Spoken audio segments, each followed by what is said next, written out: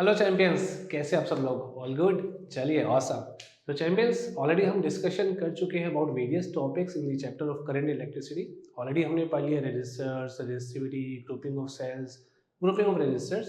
तो आज की वीडियो जो है वो फिर से एक स्पेशल वीडियो है, बिकॉज आज मैं आपके साथ डिस्कस करने वाला हूँ about the JEE mains previous year question. Already हम एक लेक्चर उस पर ले चुके हैं जहाँ में हमने कुछ टॉपिक्स को देखा था ऑफ दिस चैप्टर।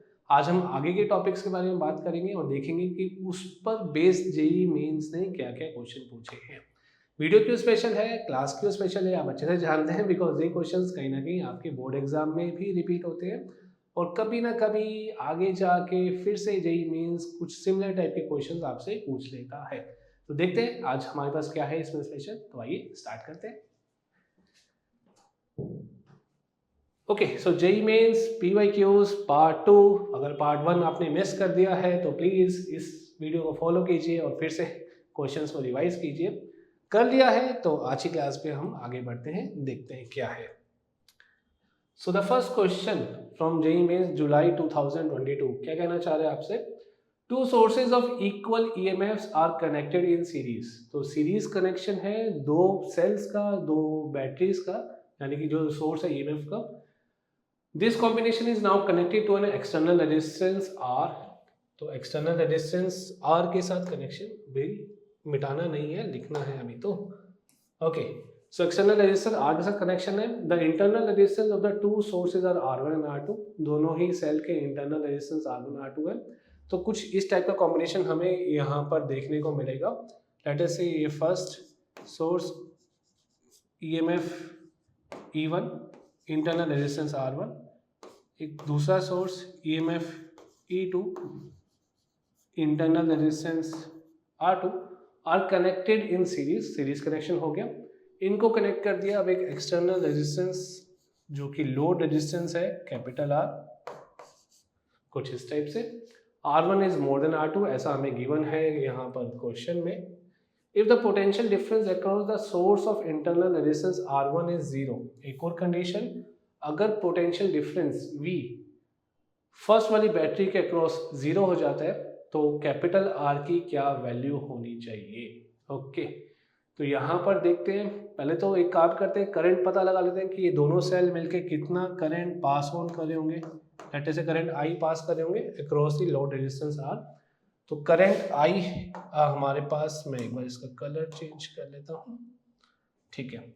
सो जो करंट I हमारे पास होना चाहिए that will be equals to total EMF divided by total resistance. क्योंकि यहाँ पे गिवन है cells are connected in series, तो हम कह सकते हैं total EMF will be simply equals to twice of E, because यहाँ पर इक्वल EMF है। यहाँ पे मैंने E1 E2 लिखा है, but E1 is equals to E2 and it is equals to let us say E। हमारे पास टोटल EMF हो जाएगा 2E। Total resistance, series connection है तो हमारे पास टोटल रेजिस्टेंस आ जाएगा R1 प्लस R2। तो this is the total internal resistance, but हमें चाहिए टोटल रेजिस्टेंस, तो it will be equals to R1 plus R2 plus R, because load resistance भी यहाँ पे एडअप हो जाता है, आप अच्छे से जानते हैं। सो ये हमारे पास आ जाता है करंट के लिए एक्सप्रेशन। अब हमसे कह दें कि जो ये सेल है जिसका इंटरनल रेजिस्टेंस R1 है, इसके अक्रॉस जो पोटेंशियल ड्रॉप है वो 0 है। This is EMF E, resistance R1। अगर यहाँ पे कोई वोल्ट मीटर होता तो वोल्ट मीटर की जो रीडिंग आएगी दैट वुड बी 0। तो वोल्ट मीटर की रीडिंग के लिए हमारे पास एक्सप्रेशन हम ऐसे लिख सकते हैं that V is equals to EMF E minus I into R1। But according to the question, this V is equals to 0। तो हम इस एक्सप्रेशन को आगे सॉल्व करते हैं। हम यहाँ पे फिर से लिख सकते हैं that V is equals to EMF E minus I into R1। This is 0, E minus I R1। तो सिंपल सी बात है, E जो होगा वो I R1 के इक्वल होगा। I अभी हमने निकाला था that it was equal to twice of EMF E। EMF का सिंबल फिर से ऐसे ही बना लेते हैं, divided by total resistance which was R1 plus R2 plus R whole multiplied by R1, because ये अभी हमने सिर्फ करंट के लिए एक्सप्रेशन लिखा है। तो आप सिंपल से देख सकते हैं ये ई और ई कैंसिल आउट हो जाएगा। So 1 is equals to 2r1 upon r1 plus r2 plus r। So यहाँ पे क्रॉस मल्टीप्लाई कर लेते हैं, यहाँ पे आपके पास आ जाएगा r1 plus r2 plus capital R which is the load resistance is equals to 2r1। Solve किया जाए इसको एक बार, r is equals to 2r1, दोनों चीज़ें उधर चली आएंगी तो माइनस r1 माइनस r2, तो r आपके पास आने वाला है r1 माइनस r2। तो देखते हैं ऐसा ऑप्शन ज़रूर होना चाहिए वहाँ पे, r1 minus r2। Okay, option A यहाँ पर है। So this is the correct answer. जो टोटल रेजिस्टेंस होगा एक्सटर्नल कैपिटल R वो होगा r1 माइनस r2, तो जाके फर्स्ट वाले सेल के अक्रॉस जो पोटेंशियल ड्रॉप होगा दैट विल बी 0। तो हमने वही कंसेप्ट अप्लाई करा जो हमने अपनी क्लास में देखा था, सीरीज कॉम्बिनेशन करा, वोल्टेज यानी कि पोटेंशियल ड्रॉप और ईएमएफ के बीच में रिलेशनशिप को लिखा और उसका यूज़ किया। चलते हैं आगे नेक्स्ट क्वेश्चन की तरफ। ओके, फिर से कॉम्बिनेशन में based the combination of two identical sales. Please note identical है, ये चीज मिस नहीं करनी, दोनों का ईएमएफ सेम होगा, दोनों का रेजिस्टेंस भी सेम होगा। So whether connected in series और पैरेलल, या तो आप सीरीज कनेक्शन कीजिए या पैरेलल कनेक्शन कीजिए, आपको सेम ही करंट मिलने वाला है, same current through an external resistance of 2 ohm. The value of internal resistance of each cell, let us internal resistance of R मान लेते हैं, ईच सेल बिकॉज आइडेंटिकल है, तो उस R की क्या वैल्यू होगी ये हम निकालेंगे यहाँ पर, और सेम क्वेश्चन जून 2022 में पूछा गया है। तो एक बार फिर से वही डायग्राम बना लेते हैं। तो डायग्राम हमारे पास आ जाएगा कुछ इस टाइप से।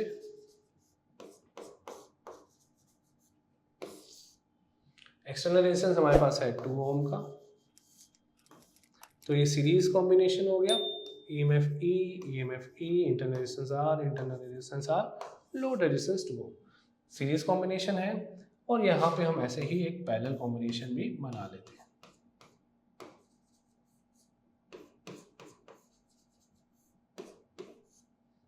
Connected to a load resistance of 2, EMF E, इसका भी EMF E, load internal resistance R, internal resistance यहाँ पर भी है।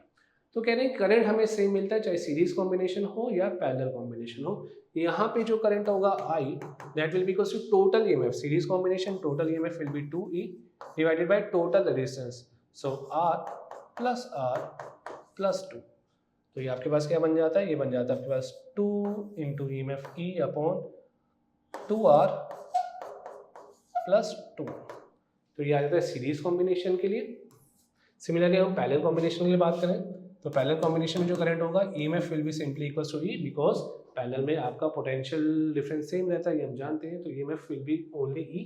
कैसे होगा ये ऑलरेडी हम अपनी वीडियो में डिस्कस कर चुके हैं, उस क्लास में डिस्कस कर चुके हैं। यहाँ पे कोई भी डाउट है तो फिर से आप उस वीडियो को जाके रेफर कर सकते हैं।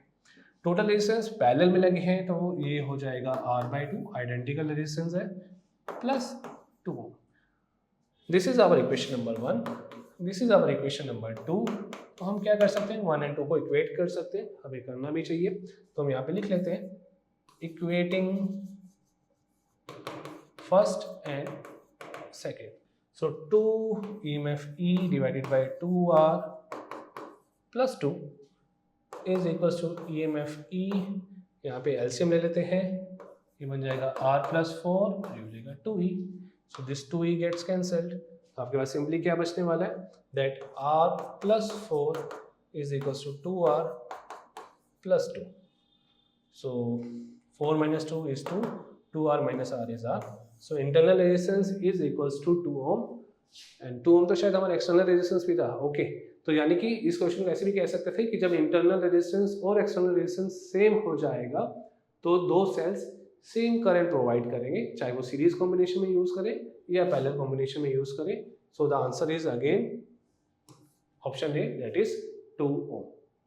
ठीक है, एक अच्छा सा रिजल्ट भी पता चल गया कि identical sales same EMF same internal resistance अगर सीरीज में हो या पैरेलल में हो, किस कंडीशन में सेम करंट देंगे, वो एक ही कंडीशन में सेम करंट देंगे जब लोड रेजिस्टेंस भी उनके इंटरनल रेजिस्टेंस के बराबर हो जाए। इंटरेस्टिंग, ठीक है, ऐसे ही कंसेप्ट्स बनते हैं। नेक्स्ट क्वेश्चन, एक fill in the blank type, जिसको हम न्यूमेरिकल वैल्यू टाइप क्वेश्चंस कहते हैं जेईई मेन में, अप्रैल 2024। ओके, रिसेंट टाइम का क्वेश्चन है। Water boils in an electric kettle in 20 minutes. Data point 1, after being switched on using the same main supply, voltage को same रखना है, the length of the heating element should be, okay, बढ़ाना या घटाना ऐसे कुछ होगा, इंक्रीज या डिक्रीज, वो हम देखेंगे। कितना बढ़ाना है या कितना कम करना है वो भी यहाँ पे ऑप्शन है। Of its initial length, later से इनिशियल लेंथ हमारी एल है, हमारी लेंथ नहीं, उस हीटिंग एलिमेंट की लेंथ एल है। And if the water needs to be boiled now in 15 minutes. Data point 2, ये रिक्वायरमेंट है, ये अभी चल रहा है। तो 20 मिनट में पानी वो बॉयल होता है जब आप लेंथ एल के हीटिंग एलिमेंट का यूज करते हैं। उसी एलिमेंट का यूज करके लेंथ में एडजस्टमेंट्स करके आपको पानी को बॉयल करना है 15 मिनट के अंदर। तो कैसे करेंगे? तो हीट तो हमें क्या करना पड़ेगा, देना पड़ेगा। So heat 1 is equals to I1 square वाला फॉर्मूला यूज करें? नहीं, हमें बोल रखा है कि सेम सप्लाई पे कनेक्शन है, तो वोल्टेज वाला फॉर्मूला यूज कर लेते हैं। So V square upon R1 into time T1। ऐसे हीट दोबारा दी हमने, वोल्टेज सेम रखी, V square upon R2 into time T2। पानी को बॉयल करना है, सेम ही हीट चाहिए होगी। ऑफ कोर्स पानी को बॉयल करना है, उसको लिक्विड स्टेट से वेपर स्टेट में कन्वर्ट करना है, पानी को उतना ही हीट चाहिए तभी जाके वो कन्वर्ट होगा। हाँ, आप रेजिस्टेंस चेंज कर देंगे तो टाइम कम लगना शुरू हो जाएगा। तो हम यहाँ पे कह सकते हैं दैट इन दोनों को इक्वेट करते हैं। So V square upon R1 into time T1 is equal to V square upon R2 into time T2। So again this V square gets cancel, तो हम यहाँ पर लिख सकते हैं that T1 by T2 is equals to R1 by R2। अब resistance में relationship आ गया, इसको कन्वर्ट करते हैं लेंथ में। तो लेंथ में कन्वर्ट करने के लिए हम जानते हैं R is equals to row L by A, इसका यहाँ पे यूज किया जाएगा। एरिया के बारे में हमने यहाँ पे कुछ बात नहीं करी है, क्वेश्चन ने ऐसा कुछ नहीं बोला, तो हम एज्यूम करके चलते हैं कि एरिया तो सेम ही रखा गया है यहाँ पे। अदरवाइज एक कंडीशन और देनी चाहिए थी जिससे हम एरिया निकाल पाते। देखते हैं आगे। तो हमारे पास रिलेशनशिप जहां पर जो आ गया that is equal to T1 by T2 is equals to R1 by R2। So R1 को हमने लिख लिया यहाँ पे rho L1 by area A divided by rho L2 by area A। Of course y को स्ट्रेच करने से उसके मटेरियल में कोई चेंज नहीं आया, और यहाँ पे एजम्पशन है कि एरिया भी सेम ही रहा होगा। अदरवाइज हमारे पास कुछ रिजल्ट नहीं आएगा, एक रिलेशनशिप बच जाएगा लेंथ और एरिया में। So T1 by T2 is equals to L1 by L2। T1 है आपके पास 20 minutes, no need to convert in hour because दूसरा टाइम भी मिनट्स में ही है, is equals to L1 by L2। यहाँ पे हमारे पास आ जाता है 4 by 3 is equals to 4 by क्या हो गया 4 by 3 is equals to L1 by L2। तो हम कह सकते हैं L2 जो है that is equals to 3 by 4 times L1। तो लेंथ 2 जो है नई length is only 3 by 4 times the original length, तो यानी कि लेंथ को डिक्रीज करा है, तो कितना 3 by 4।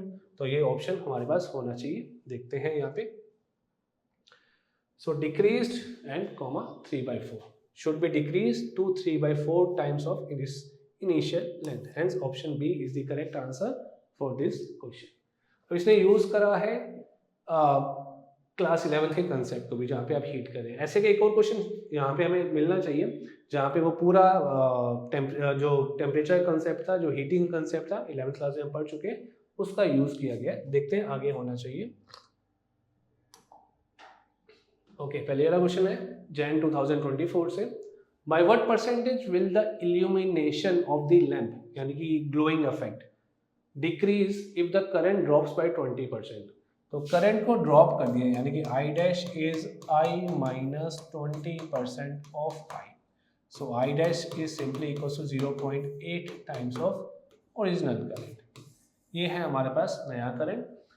Illumination of course heating की वजह से होती है। लैम्प का तो प्रिंसिपल यही है कि उसके अंदर जो भी कॉइल है, रजिस्टर कॉइल, उसमें आप करंट पास करते हैं, हीटिंग इफेक्ट जनरेट होता है और उसकी वजह से ग्लो करता है। तो यहाँ पे हम हीटिंग इफेक्ट जानते हैं, this is simply equals to I square R into T. Glowing effect दोनों के लिए टाइम वगैरह तो वो सेम ही रहेगा, तो हम यहाँ पे सिंपल फॉर्मूला देख लेते हैं। Let us say illumination L1 is equal to I square R1। Resistance को तो सेम ही रखा गया है, करंट को रिड्यूस करा है, ओके। और इल्यूमिनेशन के लिए हम फॉर्मूला ये लगाते हैं, बिकॉज पोटेंशियल सेम रखेंगे, कनेक्शन तो वहीं पर करना है। सो हम वी स्क्वायर बाई R1 या I square by R1, I square by R1, because जो रिलेशनशिप है वो फिर करंट के लिए। तो illumination L1 is I1 square R, illumination L2 is equal to I2 square R, because आप रेजिस्टेंस को चेंज यहाँ पे नहीं कर रहे, करंट को आप यहाँ पर चेंज कर रहे हैं। तो अगर हम बात करें L1 by L2 is equals to, या हम L बाई L डैश भी लिख सकते थे, वो अच्छा वर्क करेगा। L by L dash is equals to I1 square upon I2 square. So L by L dash original current है I स्क्वायर, और नया करंट जो है वो है 0.8 टाइम्स ऑफ I स्क्वायर। तो आपके पास L बाई L डैश आ जाता है 1/0.64। ओके, बट हमें तो निकालना है आंसर परसेंटेज में। एक काम करते हैं, इसको रिवर्स करते हैं। सो L dash by L is 0.64। कितना चेंज आया? कम हुआ है, तो एक काम करते हैं 1 में से माइनस करते हैं दोनों साइड्स को, तो ये आ जाएगा आपके पास 0.36। Change in illumination upon original illumination multiply करते हैं 100 से, तो सिंपली आपके पास आ जाता है 36%। 36% इज द डिक्रीज। आप देख सकते हैं यहाँ पर कम हुआ है, कितना कम हुआ है? 36% कम हुआ है। वैसे तो आपको यहीं पे देख के पता चल गया होगा कि नया इल्यूमिनेशन अगर सिर्फ 6.64 टाइम्स है तो 36% का ड्रॉप आया होगा। काफ़ी इजी क्वेश्चन, जैन 2024 का, आराम से आपको समझ में आ गया होगा। चलते हैं नेक्स्ट क्वेश्चन की तरफ। ओके, अप्रैल 2023 में क्या पूछा था? कुछ डायग्राम बेस्ड क्वेश्चन, पावर का कंपैरिजन मेरे को यहाँ पे दिख रहा है, आप आराम से देख सकते हैं इसको। Different combination of 3 resistors of equal resistance are shown in the figure. The increasing order of power dissipation, power dissipation कैसे कैसे बढ़ेगी ये हमें यहाँ पर देखना है। 3 रेजिस्टर्स का यहाँ पे यूज करा गया है और पावर डिसिपेशन के लिए बात करनी है। सो पावर का formula is simply I square into R. Okay, तो किसी सर्किट में पहले करंट को देख लेते हैं। करंट आई ओके, सब में करंट आई यानी कि सेम पास करा जा रहा है, तो हम ये वाला फॉर्मूला का यूज कर सकते हैं। यहाँ पे हमें डायरेक्टली दिख रहा है कि power dissipation is proportional to the resistance. जिसका रेजिस्टेंस ज़्यादा होगा वहाँ पे पावर भी ज़्यादा डिसिपेट हो रही होगी, सिर्फ इस चीज़ के लिए, बिकॉज करंट सेम दे रखा है। ठीक है, अगर वोल्टेज सेम दी होती तो फिर हम V square by R formula का यूज करते हैं और उसके अकॉर्डिंगली सॉल्व करते हैं। यानी जहाँ पे रेजिस्टेंस हाई मिलेगा वहाँ पे डिसिपेशन ज़्यादा है। तो सीधा सीधा दिख रहा है कि डी जो कि एक सीरीज सर्किट है, यहाँ पे जो टोटल रेजिस्टेंस होगा वो होगा 3R, तो यहाँ पे पावर डिसिपेशन भी ज़्यादा होना चाहिए। तो power dissipation in D should be highest. Options में एक बार देख लेते हैं। तो ओके, यहाँ पर है, तो ये ऑप्शंस को तो पहले ही हम रूल आउट कर देते हैं। डी में पावर डिसिपेशन सबसे ज़्यादा होना चाहिए, और ये डिफरेंस कर रहा है, यहाँ पे ए है और यहाँ पे सी है। अच्छा, लोएस्ट कहाँ पर होना चाहिए? जहाँ पे रेजिस्टेंस आपका सबसे मिनिमम आएगा। आप देख सकते हैं सी वाले केस में रेजिस्टेंस जो है पैरेलल में है, तो यहाँ पे रेजिस्टेंस जो नेट आएगा वो R/3 होगा। तो पावर डिसिपेशन जो होगा इसमें सबसे कम होना चाहिए, तो power dissipation in C should be the lowest. तो सबसे पहले PC आएगा, लास्ट में PD आएगा। ऐसा ऑप्शन मेरे को दिख रहा है सिर्फ फोर्थ वाला, hence fourth is the correct answer. बाकी ऑफ कोर्स आप B और A के लिए भी निकाल सकते हैं। यहाँ पे रेजिस्टेंस जो होगा टोटल R/2 प्लस R यानी कि 3R/2, और यहाँ पे 2R प्लस R पैरेलल में है, तो अकॉर्डिंगली हम सॉल्व कर सकते हैं। बट हमें यहाँ पे सीधा सीधा दिख रहा है कि यार D हाईएस्ट वाला है, C लोएस्ट वाला है, उनके बीच में ये है, और कोई ऑप्शन इससे मैच नहीं कर रहा है। काफ़ी इजी, अप्रैल 2023, जिसमें हमने पावर डिसिपेशन को कंपेयर करें। चलते हैं अगले क्वेश्चन की तरफ। An electric appliance supplies 6000 joule per minute, okay, heat to the system. If the system delivers a power of 90 watt, how long it would take to increase the internal energy? Okay, तो कोई relationship यहाँ पे use करा जा रहा है जो heat energy power यानी कि work done per unit time और इंटरनल एनर्जी को साथ में लेकर आ रहा है। तो ऐसा कोई रिलेशनशिप हमने पढ़ा हुआ है, यस ऑफ कोर्स पढ़ा हुआ है। हमने 11th क्लास में रिलेशनशिप पढ़ा था बेसिकली लॉ ऑफ थर्मोडायनेमिक्स में। फर्स्ट लॉ ऑफ थर्मोडायनेमिक्स याद है आप लोगों को? चैंपियन बनना है आपको तो चीज़ें पुरानी भी अच्छे से पता होनी चाहिए। आप पॉज कर सकते हैं, सोच सकते हैं इसके बारे में क्या रिलेशनशिप था। मैंने यहाँ पे लिख दिया फर्स्ट लॉ ऑफ थर्मोडायनेमिक्स, तो अगर आपको याद आ गया है तो रिलेशनशिप है ये। उसमें हम करते थे हीट को सप्लाई, उस हीट सप्लाई का यूज़ किया जाता था इंटरनल एनर्जी को चेंज करने में और कुछ वर्क करने के लिए। सो पी डी वी या पी डेल्टा वी ऐसा कुछ वर्क होता था। तो हम यहाँ पर ऑफकोर्स इसको आप ऐसे भी लिख सकते थे Q is equals to delta U plus W. तो इस रिलेशनशिप का यूज़ करेंगे, बट यहाँ पे जो हर एक चीज़ दी है वो पर यूनिट टाइम दिया है या विद रिस्पेक्ट टू टाइम दी है। तो हम टाइम से डिवाइड करते हैं इधर इधर और इधर। सो हीट सप्लाइड कितनी है यहाँ पे 6000 जूल पर मिनट। मिनट को कन्वर्ट किया जाएगा सेकेंड में।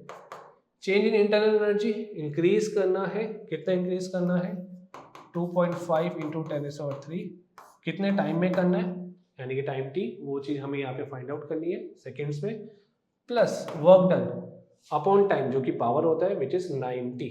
सो 90 वॉट का सिंपल सा मतलब है 90 जूल पर सेकेंड। तो यहाँ पे टाइम हो गया 1 सेकेंड। बस इस एक्सप्रेशन को सॉल्व कर लेते हैं। तो हमारे पास आ जाएगा 600/6 इज 100 माइनस 90 यानी कि 10 should be equals to 2.5 into 10⁻³ upon time T. तो T will be simply 2.5 into 10⁻10 not 10 2 second. So 2.5 into 10⁻² second. कोई ऑप्शन है हमारे पास? ऑप्शन बी है हमारे पास, इट इज 2.5 इंटू 10⁻² सेकेंड, यानी कि ऑलमोस्ट 250 सेकेंड्स लग जाएंगे इस अप्लायंस की हेल्प से इंटरनल एनर्जी को बढ़ाने में। अगस्त 2021 क्लास 11 के कंसेप्ट्स को भी यहाँ पे यूज करा गया। चलते हैं आगे। ओके थोड़ा बड़ा सा क्वेश्चन, सितंबर 2021 right. Due to cold weather a 1 metre water pipe of cross sectional area 1 centimetre square और लेंथ कितनी यहाँ पे 1 metre is filled with ice at -10 degree Celsius. तो पानी जो है पाइप के अंदर वो जम चुका है, उसका टेम्परेचर हो गया -10।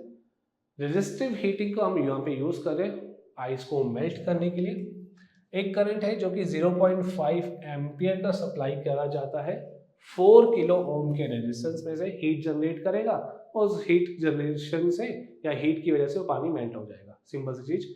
Assuming that all the heat produced is used for melting, okay, कुछ भी हीट का वेस्टेज नहीं हो रहा, कहीं और नहीं जा रही है, सारी की सारी हीट यूज हो रही है मेल्ट करने के लिए। So what is the minimum time required? Time कितना लग जाएगा इस आइस को वाटर में कन्वर्ट करने के लिए? तो सिंपल सा लॉजिक हमें जो यहाँ पे समझ में आ रहा है, अगर हम लिंक करें इसको 11th क्लास के कंसेप्ट से फिर से, टॉपिक था हमारे पास कैलोरीमेट्री, आपको याद होगा है ना। वहाँ पे क्या था, हीट गेन्ड या heat supplied is equal to heat lost. तो उसी चीज़ का हम यहाँ पर यूज़ करेंगे। थोड़ी सी कैलकुलेशन होगी यहाँ पे, देखते हैं क्या बनता है question. So according to principle of calorimetry, heat lost is equal to heat gain. हमारे इस क्वेश्चन के according heat generated is equal to heat gained by, हम ऐसा कर लेते हैं, ये तो हमें पता है हीट लॉस हीट गेन की इक्वल होता है, but according to our question अगर मैं लिखना चाहता तो मैं लिखता था हीट जनरेटेड बाय रेजिस्टर या resistance is equal to heat absorb by ice to melt. ऐसा कुछ होना चाहिए था। तो हीट जनरेटेड हम जानते हैं formula is I square R into time T is equal to heat absorb.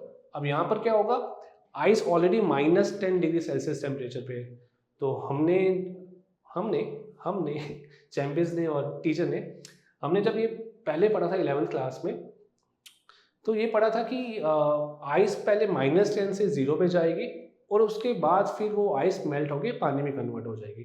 तो यहाँ पे जो हीट एब्जॉर्ब बाय आइस है तो वो 2 तरीके से होगी। लेटर से मैं इसको यहाँ पे H1 प्लस H2 लिख लेता हूँ, जहाँ पे H1 का मतलब क्या है, heat absorbed by ice at -10 degree Celsius to reach at 0 degree Celsius, रहेगी वो आइसी, ठीक है। और H2 क्या है, heat absorbed by ice at 0 degree Celsius to convert into water at 0 degree Celsius, basically melt होने के लिए, जिसको हम लेटेंट हीट भी कहते हैं। तो यहाँ पे कुछ स्पेसिफिक हीट का यूज होगा आइस की, गिवन होगी हमें क्वेश्चन में, चेक करते हैं। और यहाँ पे लेटेंट हीट का यूज होगा, which are the heats H1 and H2 respectively. तो यहाँ पर अब कुछ वैल्यूज जो थी उनका यूज करते हैं। ओके, यहाँ पे करंट कितना पास किया जा रहा है, 0.5 एम्पियर, रेजिस्टेंस है 4 किलो ओम का, हमें टाइम ही निकालना है। तो चलते हैं आगे, पहले यहाँ पे आई स्क्वायर आर टी का वैल्यूज को पुट करके एक बार सॉल्व कर लेते हैं। तो करंट था 0.5 एम्पियर यानी कि 1/2 स्क्वायर, रेजिस्टेंस था 4 किलो ओम यानी कि 4 × 10⁻³ इंटू टाइम टी, जो कि हमें फाइंड आउट करना है। H1 जो आइस को टेम्परेचर बढ़ाने के लिए हीट चाहिए होगी, तो mass of ice into specific heat of ice denoted by C into change in temperature. Change in temperature कितना होगा, फाइनल टेम्परेचर था 0, इनिशियल टेम्परेचर था -10, इसको ऐसे लिख लेते हैं। सो H1 हो जाएगा mass of ice, specific heat of ice given होगी इंटू 10, और जो H2 होगा that will be simply mass of height into latent heat of ice. तो ये चीज़ें हमें अब यहाँ पे कैलकुलेट करनी है। अगेन अब मास ऑफ आइस यहाँ पर है, मास ऑफ आइस मिसिंग है, तो मास ऑफ आइस कैसे निकाला जाए, उसके लिए हमारे पास पाइप है, पाइप हमारी हेल्प करेगा। ये 1 मीटर लंबा पाइप जो कि पूरी तरीके से आइस से फिल्ड है। डेंसिटी ऑफ आइस गिवन है 10⁻³, तो हम कैसे निकाल सकते हैं mass, mass is simply equals to density into volume. Density हो जाएगी यहाँ पे 10⁻³ और एक सिलेंडर, क्योंकि पाइप एक सिलेंडर है, इसकी वॉल्यूम होती है πr²h। रेडियस आपको गिवन होगा यहाँ पे, नहीं इनफैक्ट एरिया ही गिवन है, दैट्स गुड। तो वॉल्यूम को सिंपली क्या लिख सकते हैं, area into length. This volume can be written as area into length. Area है 1 सेंटीमीटर स्क्वायर यानी कि 10⁻⁻⁴ मीटर स्क्वायर, और लेंथ है 1 मीटर की, तो 25। तो ये आ जाता है आपके पास मास, यानी कि मास कितना है यहाँ पे 1/10 kg। 100 ग्राम आइस उस पानी के पाइप में जम गई है। कुछ गलत तो नहीं करा हमने, 1 मीटर, एरिया है 1 centimetre square that is 10⁻⁻⁴ metre square, और डेंसिटी है 1000, बिल्कुल ठीक। अभी यार सारी वैल्यूज हम यहाँ पे सब्स्टिट्यूट कर देंगे, स्पेस नहीं बचा तो आगे चलते हैं। सो आई स्क्वायर यानी कि 1/2 square into resistance 4 kilo ohm into time T is equals to mass 1/10 kg। Specific heat of ice यहाँ से ले लेते हैं 2 × 10⁻³ और लेटेंट हीट भी हमें चाहिए होगी। चल पहले ये लिख लेते हैं 2 × 10⁻³। 2 × 10⁻³ टेम्परेचर में चेंज आना है 10 डिग्री का, plus mass into latent heat. Latent heat यहाँ पे गिवन है, लेटेंट इज 3.33 इंटू 10⁻⁵। 3.33 इंटू 10⁻⁵। अब इसी को सॉल्व किया जाए। So 1/4 into 4 is 10⁻³ into time t is 2 into 10⁻³ plus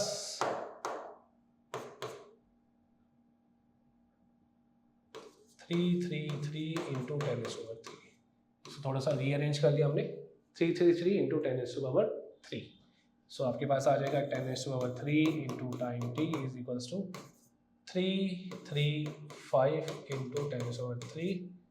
ये दोनों साइड कैंसिल हो जाएगा, time t is equals to 335 second. Okay, कुछ ऐसे ही आंसर 335, कुछ गड़बड़ हो गया यहाँ पे, चेक करना पड़ेगा। तो कहाँ गलती हुई है यहाँ देखना पड़ेगा, कुछ गलती है यहाँ पे। ओके, ये है ना गलती। सो नीचे है 1/10 10⁻⁵, तो ये कैंसिल आउट हो जाएगा। आपके पास यहाँ पर बचेगा, इसको ऐसे लिखते हैं 3.33 into 10⁻⁴। तो इसको भी एक बार क्लीन कर लेते हैं।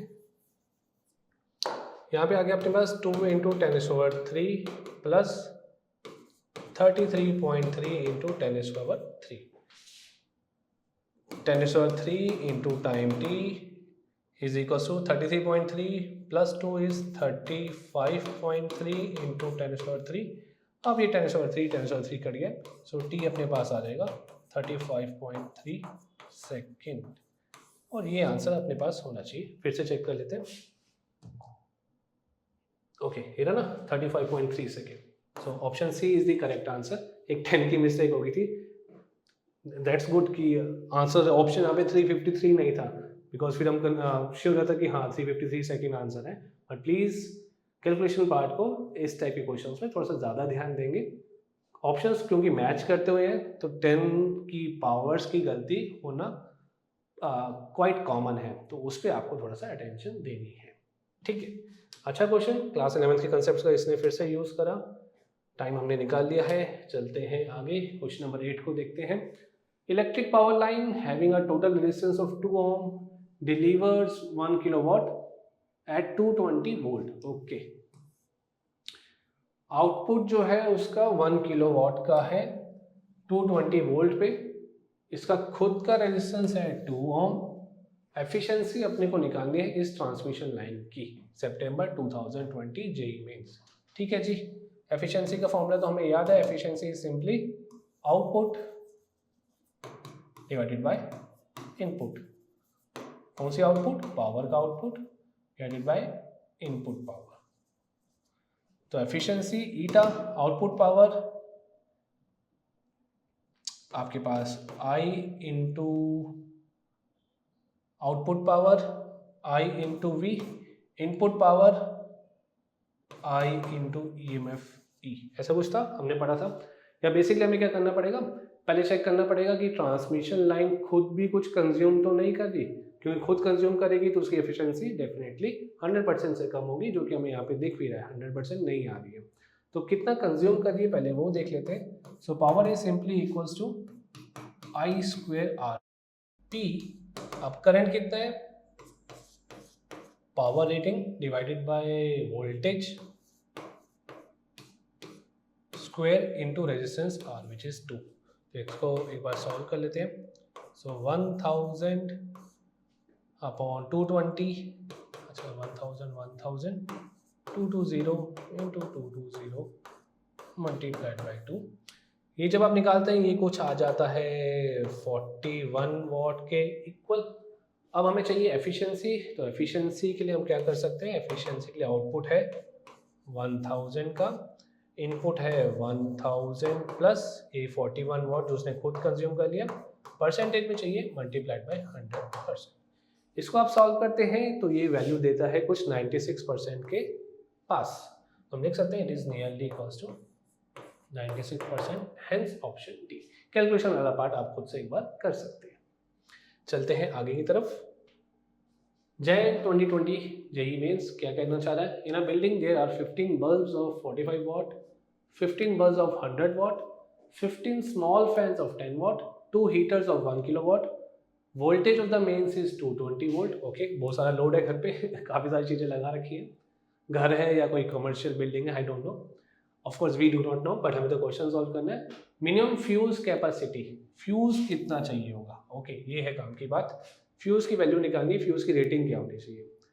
तो फ्यूज की रेटिंग के लिए हम क्या करते हैं, पहले वो देखते हैं 15 बल्ब है, कितनी वोल्टेज कंज्यूम कर लेंगे, 15 इंटू 45, प्लस फिर से 15 बल्ब है, कितना वोल्टेज कंज्यूम कर लेंगे, 100, प्लस 15 स्मॉल फैंस हैं इंटू 10, और 2 हीटर हैं 1000 वाट के, यानी कि 1 किलोवाट।